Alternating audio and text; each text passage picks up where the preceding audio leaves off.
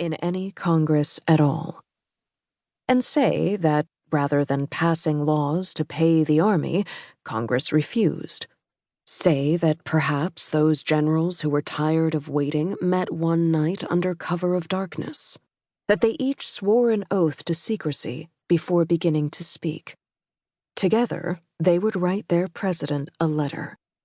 They would remind him how their country loved him, how a benevolent monarchy had ruled Britain well and for years. Why shouldn't America improve on their idea? Why, they could even imagine a country without something as inconvenient as a parliament or, say, a Congress. What was the purpose of elected officials? None that they could see. Only partisanship, infighting, disunity. He was reading the letter now. He had it in his shaking hands, and though he wanted to throw it in the fire, this letter that asked him to destroy all he'd built, he told himself to stop first and think, to consider fully the question. He trusted his own judgment. He knew those who among his men would make good leaders, James Monroe, perhaps, and Thomas Jefferson. Had Benjamin Franklin not been struck by lightning, he'd have been an excellent choice as well. If they were not forced to cater to the whims of the public, if they did not need to seek re-election in Congress, why, they could certainly accomplish the work that was important to them. Give them each a territory the way the British did with their colonial governors. Let them rule it as he saw fit. And his grandson, George, was only a year old, but he and Martha had the raising of the child, and he knew that he'd instill in him the values he'd grown up with, the ones he'd so painstakingly copied out when he himself was a boy. Little George would make a good king someday. He was certain. When you considered the idea, considered it, mind you, not yet acting on that consideration, it made a certain kind of sense. Oh, it was absurd. He would answer the letter quickly and put on his workman's boots and ride Nelson out through the morning fog until he forgot this notion altogether. George Washington set himself down at his desk. He took up a piece of good British paper and shrugged up his cuffs and dipped his quill.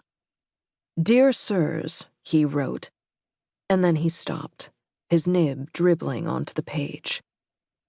It was, he had to admit, a hell of an idea.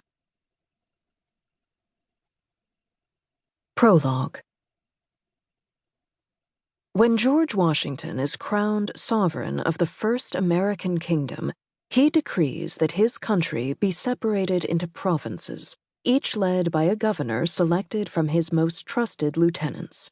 As new territories are claimed for the kingdom throughout the 19th century, King Washington and his heirs, the King Washingtons that follow, draw new borders and appoint new white men to lead. To the west, Alta California and Willamette. To the south, Nuevo Mexico and the tiny duchies of West and East Florida. Livingston Monroe, named for the men who purchased the territory from France, make up the country's heartland. St. Cloud stretches down the Mississippi River, while the seat of the king, New Columbia, extends along the eastern seaboard.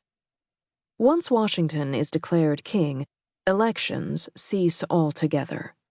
In the years that follow, governors pass on their territories to their sons, who become governors in turn. Hungry men, these new governors, eager for glory, eager for progress, and for action. These governors are skeptical of what they call foreigners. These governors are determined to keep power however they can. All except for Remy Duchamp, the youngest governor in the American kingdom. He is interested in intellect, invention, innovation. He is less interested in maintaining the armed borders of his province, St. Cloud. Now, in 1893, he looks to put on a great fair, the likes of which the world has never seen. But the great fair is months late, and St. Cloud has grown restless. There are rumors of trouble on the western border, rumors of war. And in St. Cloud's largest city, Monticello by the lake, a girl holds the nation's